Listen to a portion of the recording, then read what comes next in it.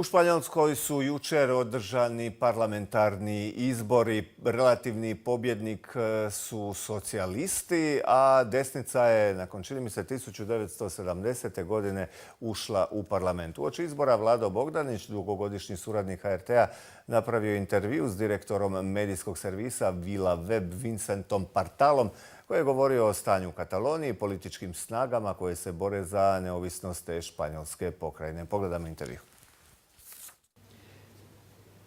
How can we explain or change the fact that most of the information coming to Croatia from Catalonia are from Spanish side?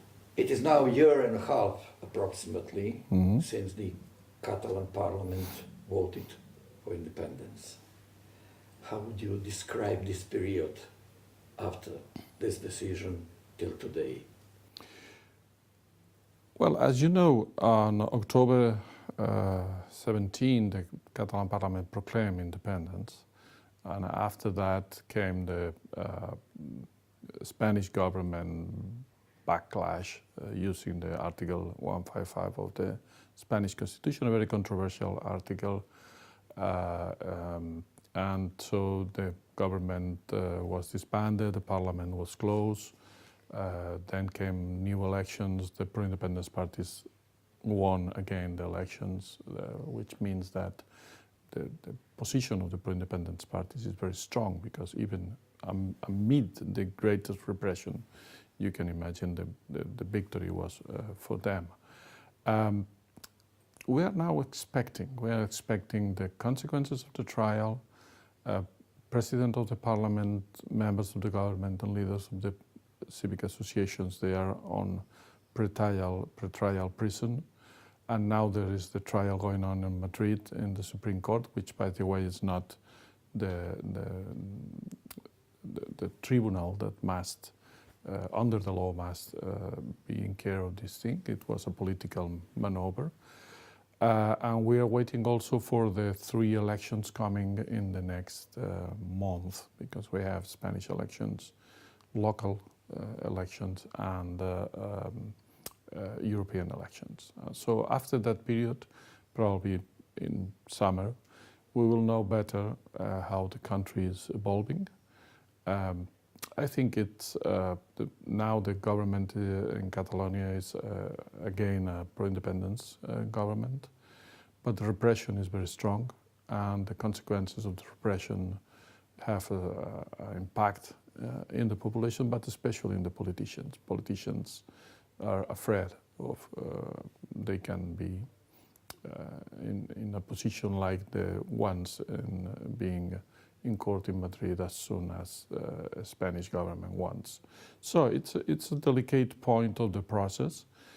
But as you know, in all countries around the world, this kind of big revolution, this is a democratic revolution, are not black and white and are not a matter of 30 seconds. It took time. It took time to consolidate the things. After the brutal repression on the referendum of self-determination of October the 1st, there is an ocean between Spain and Catalonia. Most people in Catalonia doesn't regard anymore Spain as our state, but it's hard to forget the violence against voters, against elder people, against childs, against the schools. That marks a difference that probably will never come back.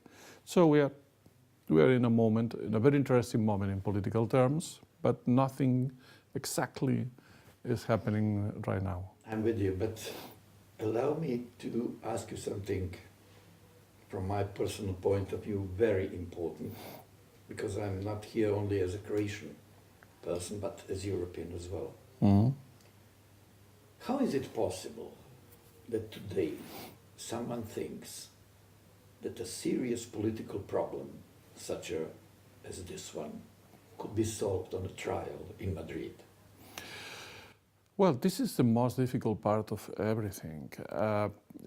this is a political affair, and political affairs only have a political solution. It's impossible to deal with a political affair based on repression. But you must understand that Spanish nationalism and the Franco regime ideas still have an important role playing in Spanish politics. And in fact, very recently, the far-right movements are, after the proclamation of independence in Catalonia, far-right movements are very strong and very important in Spain. The Spanish tradition, the passing from the dictatorship to democracy, it was not a real change. It was sort of an agreement between weak parts. The structure of the dictatorship was weak, but also the opposition parties were weak at the time. So they made an agreement that basically means we will change we will be a democratic country. People can identify us as a democratic country, but the basic institutions of the dictatorship will remain. And that's, for instance, the case of some courts that are now still working, and there were special courts during the Franco regime. The electoral law was made by the Franco regime. There is the king himself was appointed by, not him, but his father, was appointed directly by Franco, breaking the continuity of the monarchy. So it's, there is a substract that explain something that from other parts of Europe is hard to see.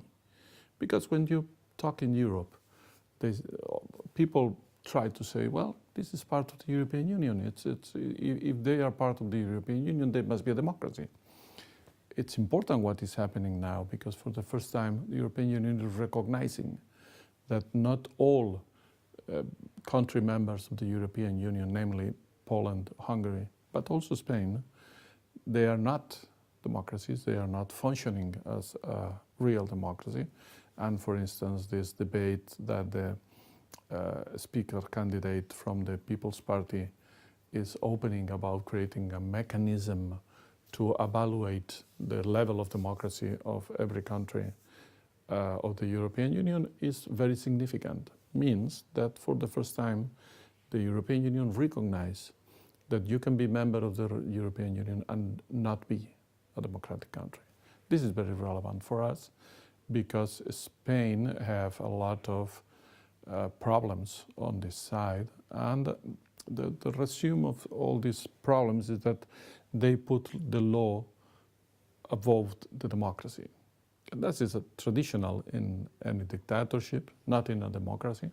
But because of this old way of understanding public life that comes from the time of the dictatorship and was not washed, still today you can, the debate in Spain is, well, the law is more important than democracy. So Catalans can want whatever they want, but they can do it because it goes against the law.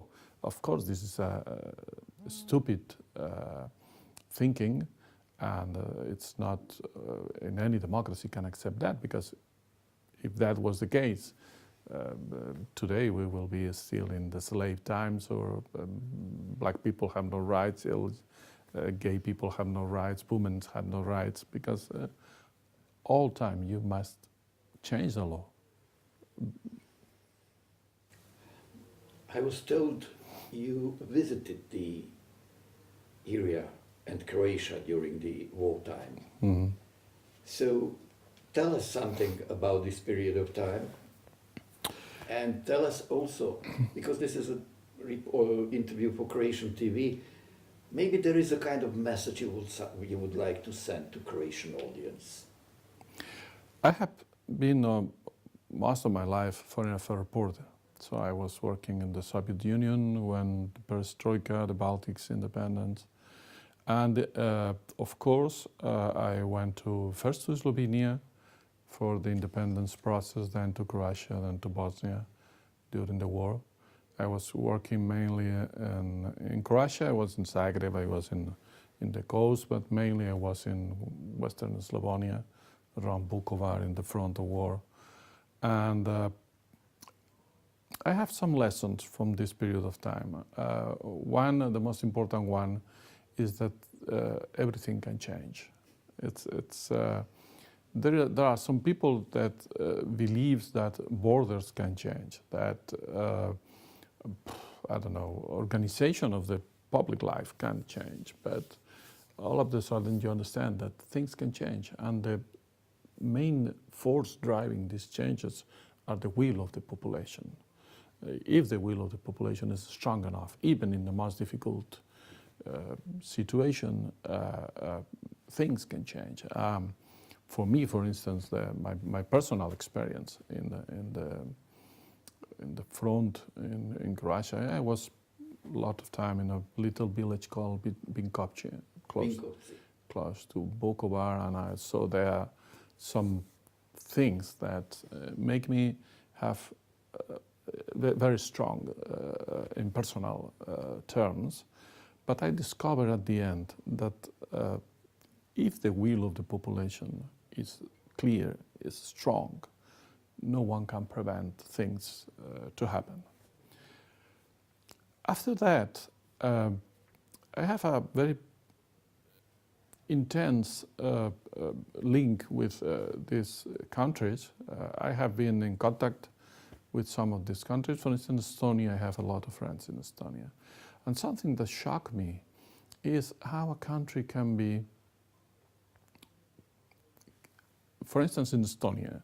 Estonia was a country I admire very much for the way they fight against the Soviet Union at that time. How brave Estonians were. I remember demonstrations with very few Estonian guys in front of Russian tanks, and it was really a brave people. But today they are cowards. They are more afraid today of Russia than they were afraid of the Soviet Union. At the time, the Soviet Union was occupying their own country. So it is not so easy when you became a state. You lose part of your own pride. You lose part of what you were, or of the reason you fought for. And so I understand that sometimes these countries, like yours country, they all of a sudden say, well, we are now a state recognized by all the world. I don't want to mess with things happening in Kurdistan, in Catalonia, in Quebec, in Scotland, in somewhere, because we are part of the club. Yeah, but that comes with a price for you also. And I think it's important to keep the freedom you have in the past. The Croatians I knew in 91, 92. The Bosnians I knew at that time, the Slovenes, of course. They were free people, and they must remain free people in Europe and not follow orders from the top of the Brussels bureaucracy. Thank you very much.